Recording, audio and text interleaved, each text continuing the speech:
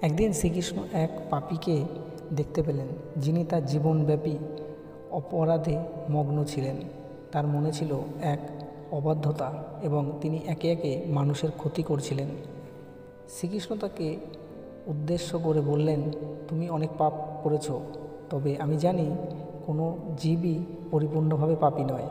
প্রত্যেকটি জীবের মধ্যে একটি আসল স্বরূপ থাকে যা তোমাকে মুক্তি দিতে পারে।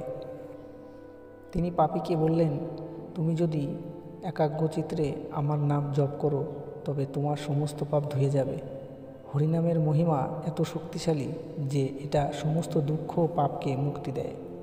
পাপী কৌতূহল নিয়ে শ্রীকৃষ্ণের কথায় কান দিলেন। তিনি সৎভাবে হরিনাম জপ করা শুরু করলেন।